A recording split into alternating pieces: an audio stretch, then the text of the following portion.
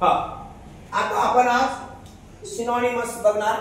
त्याला मराठीमध्ये समानार्थी शब्द असं म्हणतात, इंग्लिश मध्ये सिनोनिमस. बरोबर. त्याला वेगवेगळे शब्द आहेत, similar word, which mean words. बरोबर. हा, आता हे सिंपल आहे की जे आपण जनरल याच्यामध्ये यूज करतो. 5वी 6वी 7वी 8वी पर्यंतचे हे शब्द त्यांची लेवल बरोबर आहे. 9वी 10वीत गेलं की आपल्याला शब्दांची जी लेवल आहे ती शब्दांची लेवल काय होतं, वाढतं. बरोबर आहे का नाही. जसं आपण वरच्या वर्गात जाणार तशी शब्दांची लेवल काय होत जाते, वाढत जाते. बरोबर. आता हे आपण सिंपल जनरल बघूया, यानंतर आपण हार्ड वर्ड्स बघूया. क्लिअर. आता पहिल्यांदा काय आहे बघा. पहिला शब्द काय आहे, फास्ट. आणि त्याचा सिमिलर वर्ड्स सिनोनिमस काय होणार आहे, क्विक. आणि आताच्या आताच पाठ करायचं. हे मी इथं तुम्हाला सांगतोय, सांगण्याच्या नंतर डायरेक्ट पाठांतर करतो इथल्या इथं. चला बोला. इल. इलचा काय होणार, सी. काय होणार आहे, सी. हे काय, स्टार्ट चं काय होणार, बिगिन. स्टार्ट माहित आहे, सुरुवात. आता तुम्ही म्हणणार की सर याचे अर्थ काय आहे. आपण इंग्लिश अंडरस्टँडिंग करताना तुम्हाला सगळे अर्थ सांगतोय, बेसिक मध्ये, उन्हाळ्यामध्ये शिकवताना. त्यामुळे इथं तुम्हाला अर्थांचा प्रॉब्लेमच नसला पाहिजे.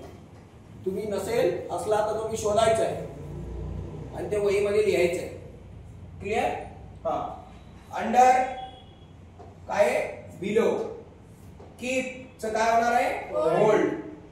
एंड चं काय होणार आहे, फिनिश. रिस्पेक्ट चं काय होणार आहे, ऑनर. आपण एखाद्याचं काय करतो, रिस्पेक्ट करतो, ऑनर केला पाहिजे आपण. बरोबर आहे ना. हा. आणि तेच व्हॅल्यू आपण आपल्या एज्युकेशन मधून शिकत असतो. त्यानंतर काय, गेट चं काय होणार, रिसीव. प्राप्त होणे. बरोबर आहे ना. शिकवताना तुम्हाला सगळे मिनिंग शिकवलेले आहे, त्यामुळे इथं प्रॉब्लेम नसलाच पाहिजे. बेसिक फंडामेंटल त्याच्यानंतर आपण हे घेतो. असं नाही की आधी मध्ये घेतलं, शिकवलं, चालले पुढे तसं. डायरेक्ट डोक्यात basic foundation strong, direct learning. Clear. हा. ट्रिप. तुम्ही ट्रिपला जाता ना, म्हणजे कुठे जाता, जर्नी. Good, fine. आपण विचारतोय का तो गुड आहेस का, म्हणजे sir I am fine. Fine कसा असतो, त्याचा 9 गायब असतो. फाईन कुठं आहे, कोणी फाईन नसतं. प्रत्येकाला दुःख आहे का नाही, सॅड सगळेजण असतात. प्रत्येकाला काही ना काही टेन्शन असतं. एक गुड असला की दुसरा बॅड असला. बरोबर का नाही. आपल्या सब्जेक्ट मध्ये पण तसं असतं. एक सब्जेक्ट हार्ड, एक सब्जेक्ट आपल्याला इझी जातो. आपण जो इझी जातो त्याचा अभ्यास करत बसतो. मग चलो मग काय, एका विषयामध्ये भरपूर मार्क्स, एका विषयामध्ये कमी मार्क्स. बरोबर आहे ना. इन्फंट चं काय होणार आहे, बेबी. त्याच्यानंतर सिलेक्ट चं काय होणार, चूज. ऑलवेज चं काय होणार, फॉरएव्हर. Rich, wealthy. रिच बनायचं ना, त्याच्यानेच आपण शिक्षण घेतोय. बरोबर. त्याच्यानंतर काय, सेफ. काय, सिक्युअर. Easy, simple. तुम्ही म्हणता ना सर इझी पेपर काढा, इझी क्वेश्चन द्या. ओल्ड, ॲसियंट. बरोबर आहे का नाही. ओल्ड, जुने. प्राचीन, आपण शिकलो ना, प्राचीन इतिहास, मध्ययुगीन इतिहास. बरोबर आहे का नाही. मॉडर्न हिस्ट्री शिकले तुम्ही. डार्क.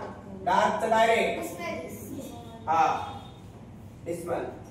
Able, capable. एबलचं काय होणार, कॅपेबल. त्यानंतर ऍक्टिव्ह चं काय होणार, एनर्जेटिक. आपण एनर्जेटिक पाहिजे का नाही, ऍक्टिव्ह पाहिजे. ऍक्टिव्ह असलं तर आपल्याला अभ्यास, आपलं स्वास्थ्य चांगलं राहतं. काही काही जण असले गैले गुहिले असतात, आंघोळ करून येत नाही, पाठीमागे बसतात.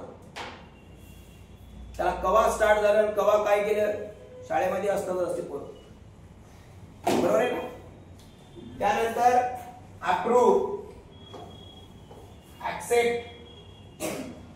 अप्रूव्ह, एखादी फाईल आपल्याला करायची असेल तर अप्रूव्ह करावं लागतं. ऍक्सेप्ट. Ability, skill. हा शब्द माहिती आहे तुम्हाला. Difficult, hard. Beautiful, lovely. Dangerous, risky. डेंजरसचं काय होणार रिस्की. बरोबर. मी तुम्हाला इथं जनरल वर्ड्स घेतले, इथं तरी मी फक्त तुम्हाला 25 वर्ड्स घेतले. असे तुम्हाला मिनिमम जनरल मधले किती पाठ पाहिजेत रे 100 वर्ड्स, जे की डेली आपल्या पुस्तकामध्ये आपण नेहमी येतातच, कोणता ना कोणता तरी टॉपिक सोडून ते एकदा येतात. असे आपल्याला किती वर्ड्स माहित पाहिजे 100 वर्ड्स लिहायचं, पाठ करायचं विथ स्पेलिंग, डायरेक्ट डोक्यामध्ये गेलं पाहिजे. क्लिअर. ओके.